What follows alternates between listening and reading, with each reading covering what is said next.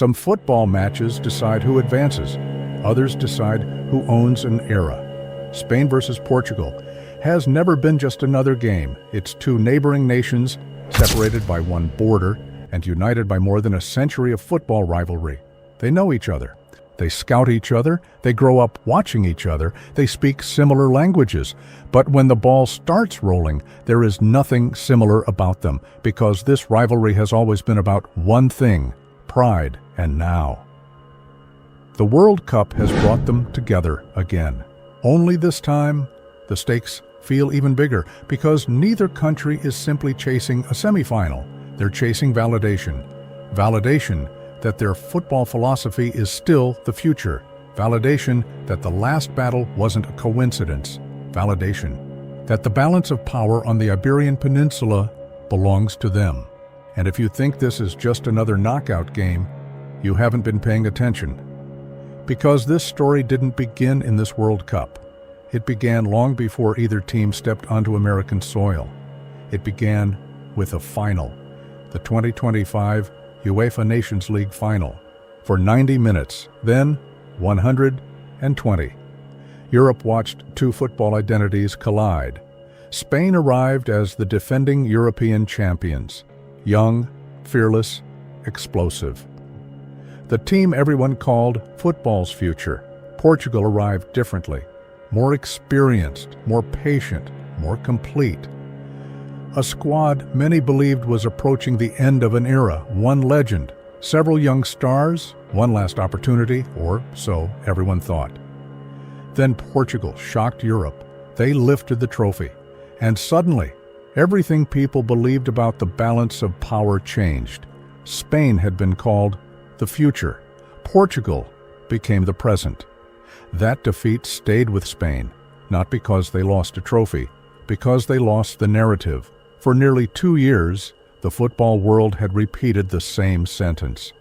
Nobody can stop this new Spain. Portugal did, and they did it on the biggest European stage possible. That matters, because footballers never forget defeats like that, especially when the opponent celebrates while you're standing just a few meters away. Then came the comments, not disrespectful, but unforgettable. Lamine Yamal, already carrying the expectations of an entire generation, spoke with the confidence that has made him one of football's biggest stars. He made it clear that Spain would be back, that defeats don't define great teams, that another opportunity would eventually come. Well, that opportunity has arrived. Only now it's the World Cup, and World Cups don't offer second chances, they offer consequences. Which brings us to another memory impossible to ignore. The last unforgettable World Cup meeting between these nations. Russia, group stage, Cristiano Ronaldo, one of the greatest individual performances in World Cup history. 3 goals. A hat trick, a free kick that froze millions of people around the world. Every football fan remembers where they were when that ball curled into the top corner. It wasn't simply a goal, it was a statement. Cristiano refused to let Portugal lose. Again, and again, and again. Spain attacked. Cristiano answered. Spain led. Cristiano answered. Spain thought it had survived.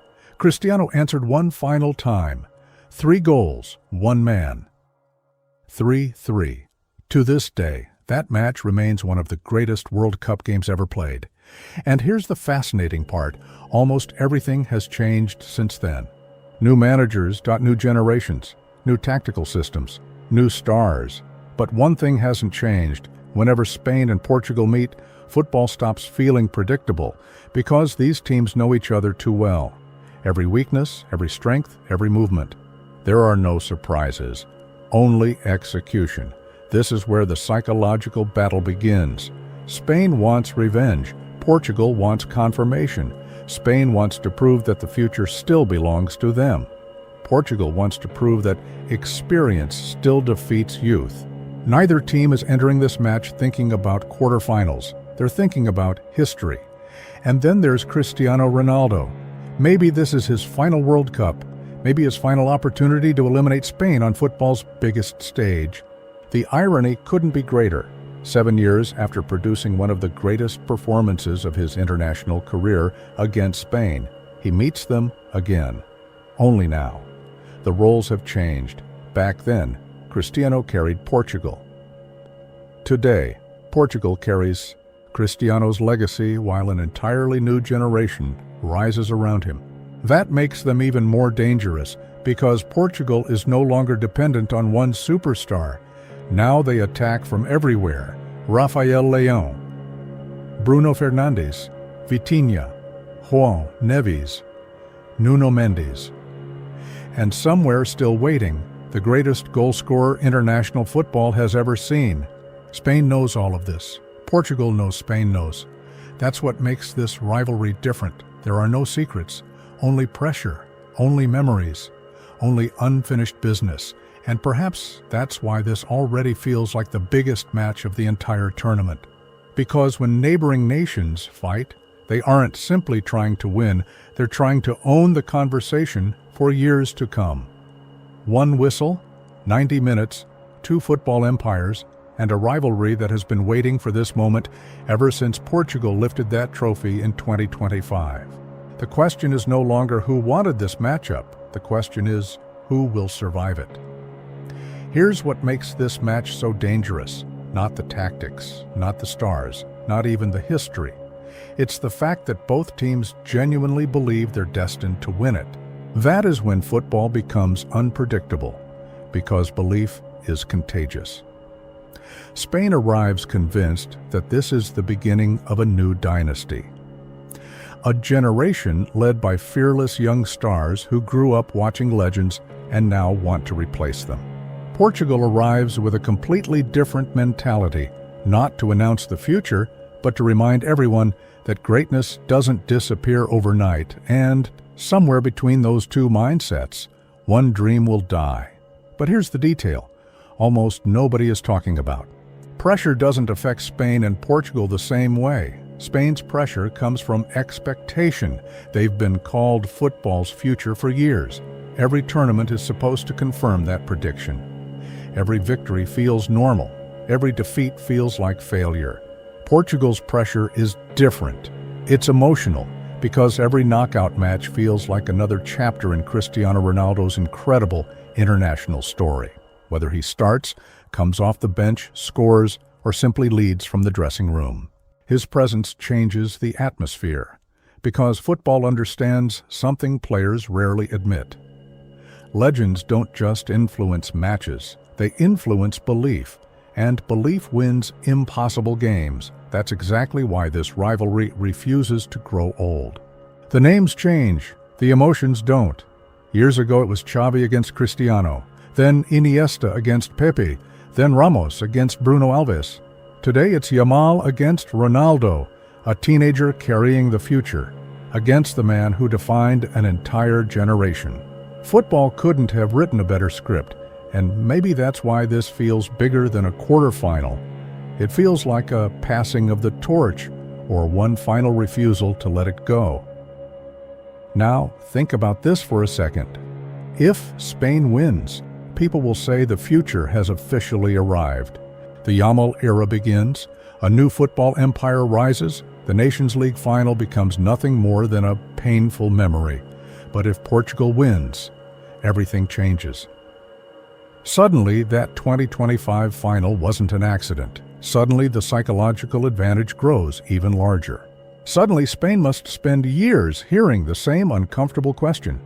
Why can't they beat Portugal when it matters most? That's the cruel beauty of knockout football. One night can rewrite an entire rivalry. And rivalries don't survive on statistics. They survive on moments. Cristiano's free kick in 2018, Portugal lifting the trophy in 2025. What will the next chapter be? A last masterpiece from Ronaldo? A defining performance from Yamal? A moment of genius from Bruno Fernandes? Or perhaps a hero nobody sees coming? Because World Cups have always loved unexpected heroes. Then there is another battle, hidden beneath the surface, emotion versus control. Spain wants to play, Portugal knows how to wait. Spain wants rhythm, Portugal wants mistakes. Spain wants possession. Portugal wants one perfect transition. It's almost philosophical. Two completely different ways of understanding football. Only one can survive, and that's exactly why this match may become one of the defining moments of the entire tournament.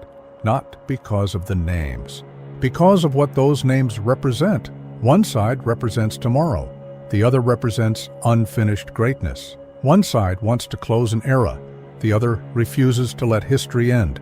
That tension can be felt before kickoff.